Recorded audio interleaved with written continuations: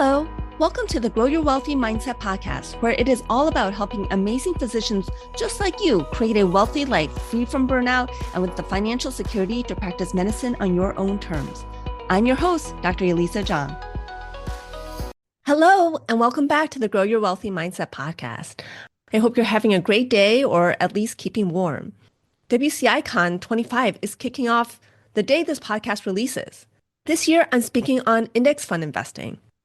I'm honored to have been chosen to speak for the third year in a row at WCICon. If you are at the conference, please be sure to find me and say hello.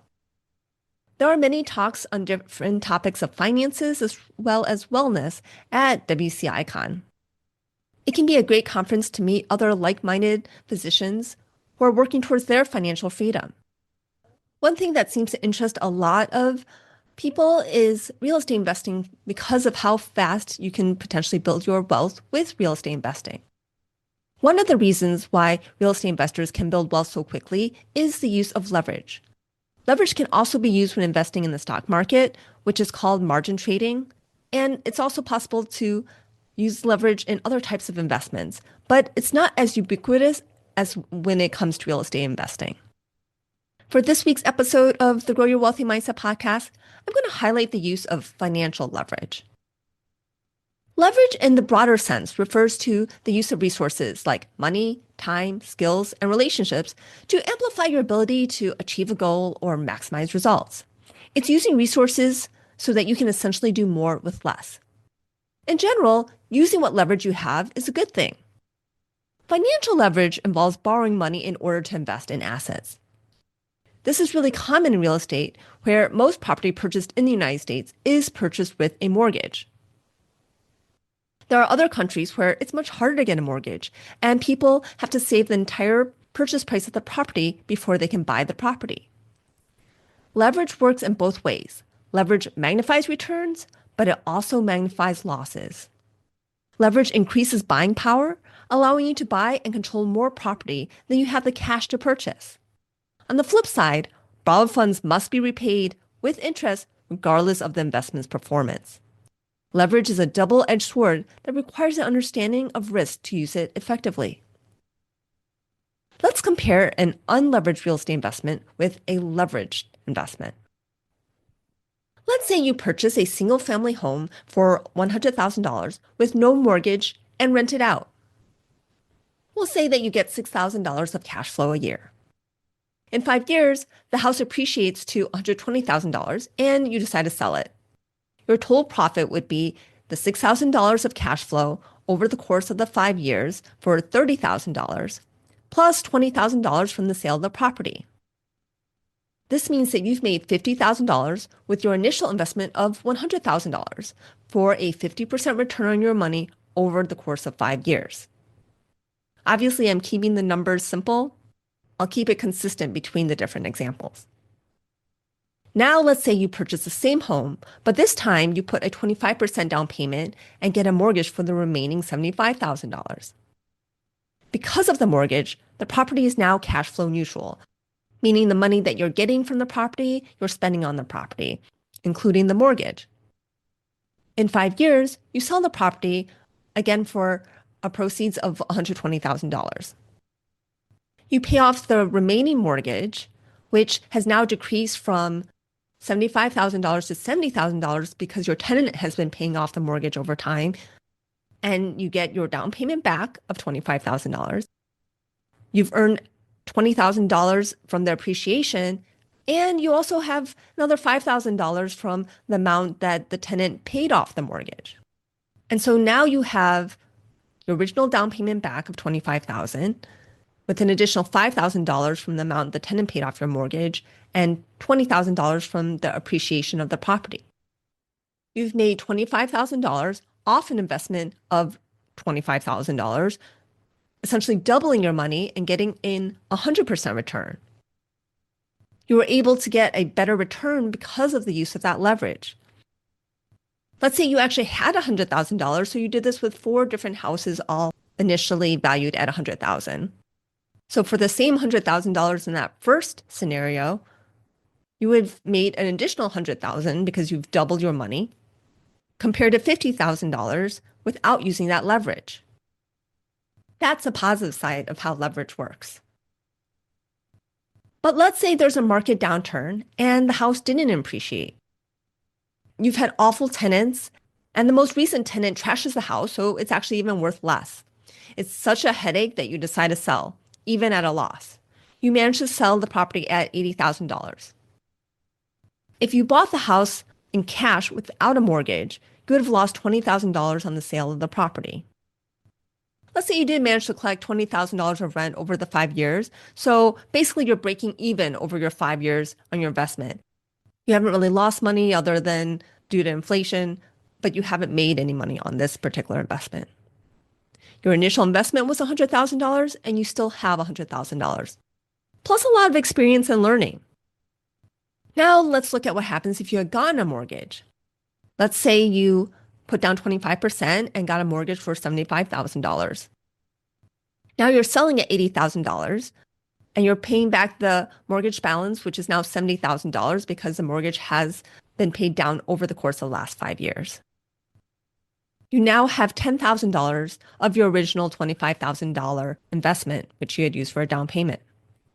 But to make things equivalent, you actually had to pay $10,000 toward your mortgage payments due to renters not making their payments. So you actually had negative cash flow over the last 5 years instead of neutral cash flow. Remember, in this scenario, I said in the first case, you collected $20,000 of rent over the 5 years. In this case, you've actually lost all $25,000 of your initial investment. Now, what if you were only able to sell the house for $70,000? That would be enough to cover the balance of the mortgage, but you were holding the property at negative cash flow. Not only did you lose your down payment, you lost money each month that you had to make the mortgage payment. You can see how leverage can cause you to lose even more than your initial investment. Why do people use leverage when buying real estate more than other assets? For one thing, it's become socially acceptable to have a mortgage when buying a property. Some people even say mortgage is good debt. There's really no such thing as good debt. Debt is debt. It's really a neutral situation, but it is an obligation. Leverage is a tool. It can be used to create wealth as well as destroy it. That's why a lot of really big real estate investor developers have declared bankruptcy at some point during their real estate development career. Leverage lets people buy property faster. You don't have to save up for the entire value of the property that you want to buy. In our previous example, only $25,000 was needed to buy the rental house valued at $100,000 instead of the full $100,000. Someone starting out in real estate investing can likely save $25,000 more quickly than $100,000 for their first investment. Leverage amplifies returns. When the investment goes well, it allows people to build faster. How much leverage you use depends on your need and desire to take risks, your tolerance for taking risks, and your ability to take risks. When you consider how much leverage to use, first you want to assess your financial goals, both short-term and long-term. You also want to give some serious thought to understanding your own personal risk tolerance. If you have a spouse, you also want to consider your spouse's risk tolerance. If you don't, you may be looking at a divorce in the not so far future. It's easy to look at the upside, but you want to consider all the downsides. And what is truly the worst case scenario? Will you let the investment property go into foreclosure? Can you cover the debt payments if needed? And for how long could you or would you do that? How stable are your other income sources? You want to thoroughly analyze any investment and cash flow you expect from the investment before you make the investment. This is why I always recommend having positive cash flow for any real estate investment property. When you have positive cash flow, you have holding power. You can hold a property through any down market and wait to sell until market conditions improve. The point of any investment is to put money into your pocket. You invest money to make money. And while all investments come with the risk of loss, you want to set yourself up for success. The more down payment you put down and the less leverage you use, the more income there will be from the property. The cash on cash return may be less, but to me, it's more important that there's a profit. Again, cash coming into my pocket. For real estate investments, a good rule of thumb is for the net operating income to be at least 1.25 times the loan payments. The net operating income is the rent minus all expenses associated with the property. This means accounting for the vacancy between tenants, the cost to find new tenants, as well as the maintenance of the property itself. It's not enough for the tenant's rent to cover the mortgage of the property you are buying for it to truly be an investment. Let me repeat that. It is not enough for the tenant's rent to just cover the mortgage. You will have other expenses associated with the property. You want the rent to cover all expenses. And while the mortgage may be the largest expense, it is certainly not the only expense. There's always going to be some amount of vacancy. There's always going to be something that needs to be fixed.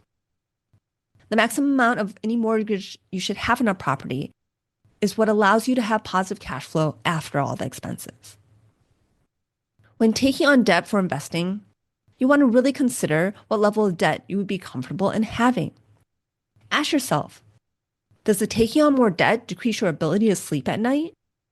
When you're buying your first property, you may end up covering any mortgage payments from your current income if the property is vacant or the tenant doesn't pay their rent. If you have multiple investment properties, the cash flow from well-performing properties that have been stabilized and been shown to be cash flow positive may actually cover a new property until you get that new property optimized and stabilized.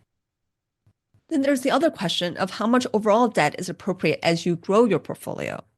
Thomas J. Anderson, the author of The Value of Debt, recommends limiting your total leverage to 15 to 35% of your assets, depending on your risk tolerance.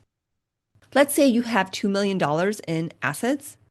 Then in that case, the most amount of leverage you would want to have is $700,000 or 35% of $2 million. That means not having more than $700,000 of debt due to leveraging. I hope this episode helped you get a better understanding around financial leverage and using it wisely. I had a prior coaching client who preferred to buy rental property in cash without any leverage. It slowed their ability to buy more property, but also let them sleep well at night and never worry about having to support their rental properties with their physician income. There's no right or wrong way to do it. It all depends on your goals and the timeline you want to meet those goals. If you would like help working towards your financial goals, consider working with me. Working with a coach can be another way to get to your goals faster.